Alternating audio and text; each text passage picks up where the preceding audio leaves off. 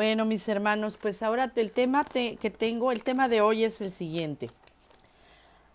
¿Por qué Jesucristo escogería una organización como la Watchtower? ¿Por qué Jesucristo escogería a la organización Watchtower? Y tengo varios textos que vamos a ver.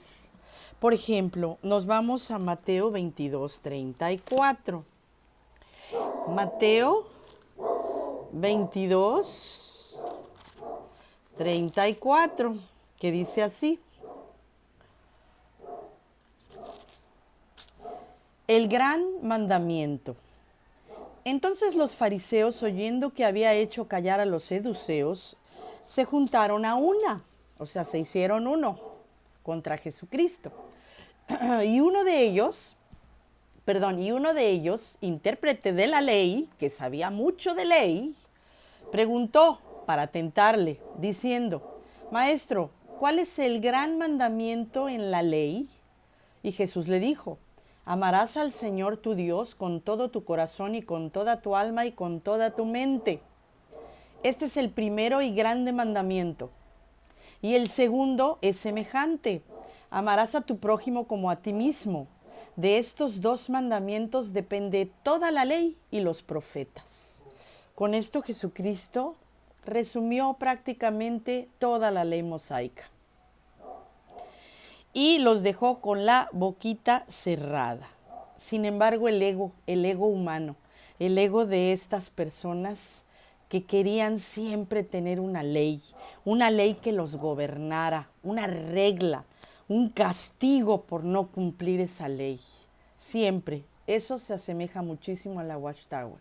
Si usted no sigue sus leyes y sus reglas, sus estatutos, entonces usted no va a entrar en el acuerdo o no estará al nivel espiritual del que ellos requieren para ser visto aprobado, para que usted pueda pasar al nuevo orden de cosas. Usted puede tener la Biblia, puede sabérsela toda, pero si está en otra religión o en otra iglesia, no va a ser aprobado porque no está dentro de los estándares, dentro del pueblo escogido de Dios, ¿verdad? Nos vamos al al libro de Lucas 15. Vamos a buscar Lucas con el capítulo 15 y el versículo del 11 al 32. Parábola del hijo pródigo. Ya sabemos esta parábola. No se las voy a leer porque no voy a tenerlos tanto tiempo. Ya no la sabemos. Era el hijo que recibió su herencia, que la malutilizó, que la malgastó y que regresó muy triste y muy arrepentido con su padre.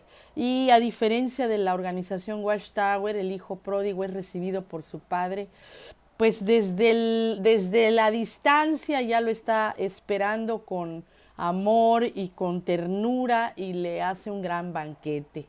Y eso es algo que nunca lo vamos a ver con la organización Watchtower, porque ellos pues necesitan tener a un hermano arrepentido un año o un poquito más.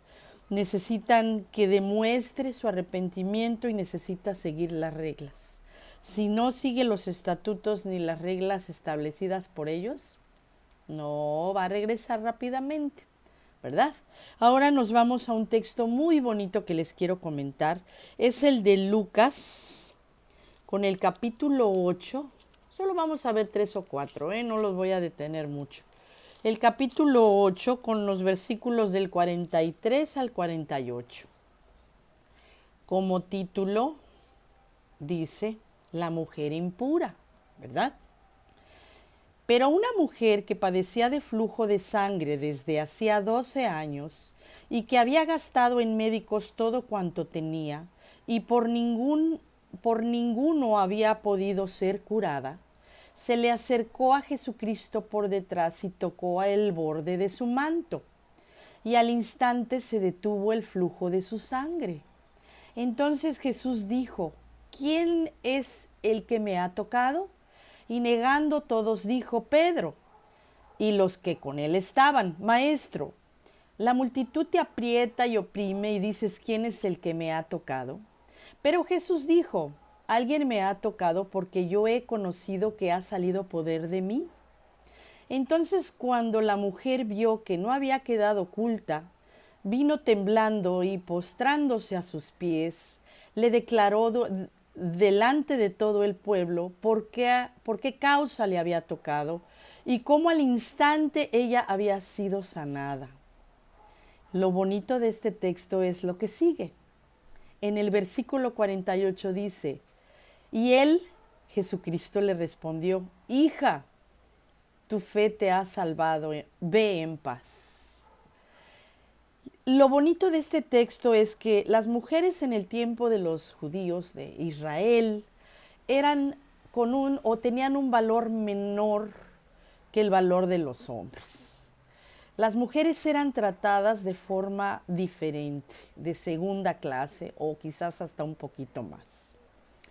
Si la mujer todavía tenía su menstruación, era impura, era todavía peor tratada, de forma peor, porque era impura, entonces tenía que estar separada y alejada y por supuesto no se le podía tocar.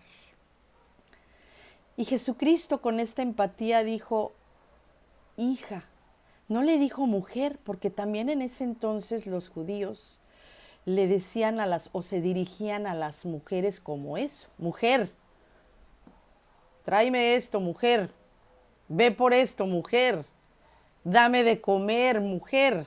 Eran tratadas en una forma despectiva. Y Jesucristo, siempre tan amoroso, le dijo hija. Y no le importó que fuera impura, sino que se dio cuenta del sufrimiento que esta mujer había tenido durante 12 años.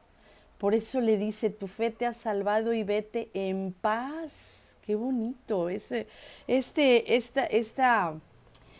historia, bueno, este pasaje es tan hermoso porque Jesucristo engrandece a la mujer a la par que a los hombres y Jesucristo era incomparable.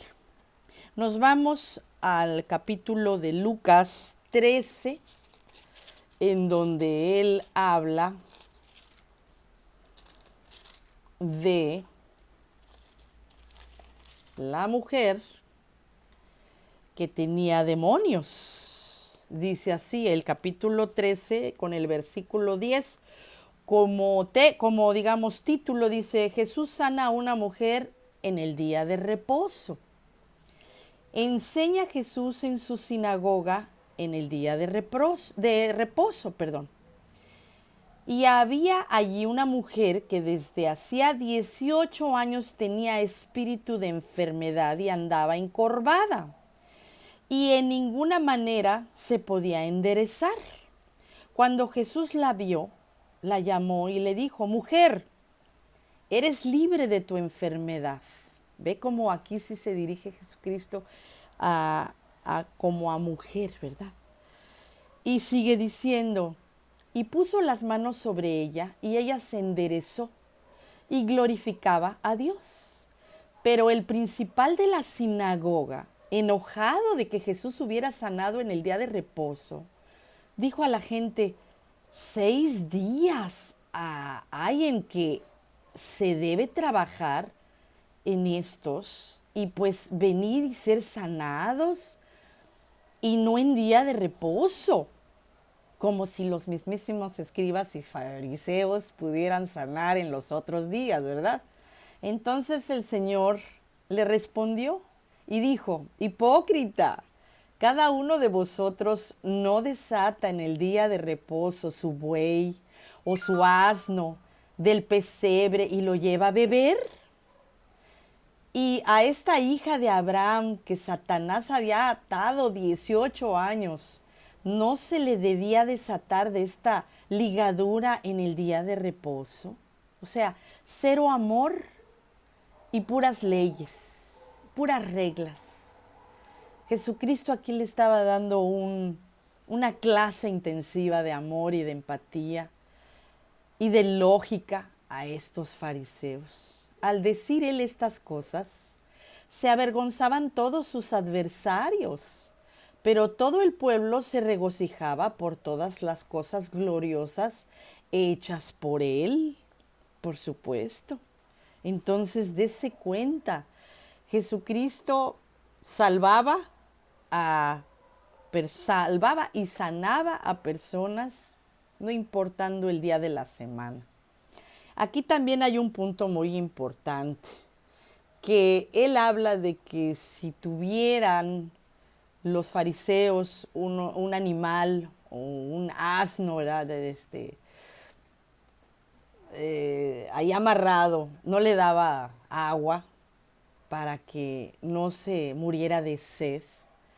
Por eso mismo los homicidas no heredarán el reino de Dios, porque los testigos de Jehová no sanan ni ayudan a sus fieles siervos al darles o al dejar que se transfundan sangre, al dejar que estos hermanos, estos inocentes que están siguiéndolos, tanto viejitos como niños, pues sanen y sean ayudados, aunque sea en un sábado, en un domingo, aunque haya reglas y leyes.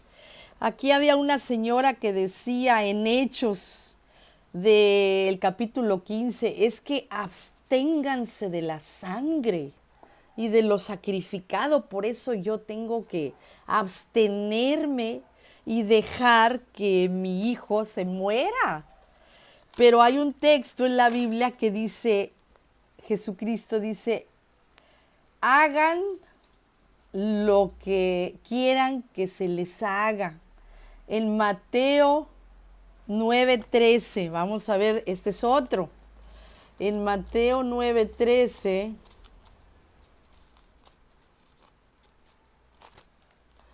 dice así.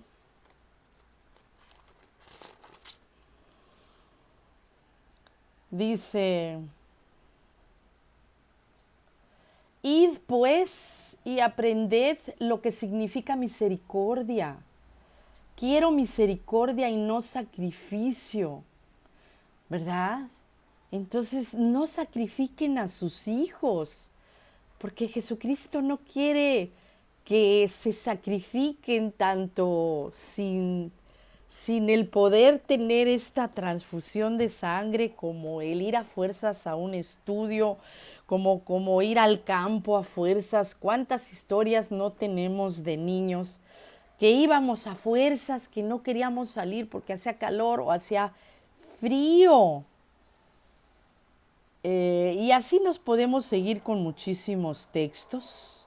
Por ejemplo, hay uno hermoso de Mateo 22:40.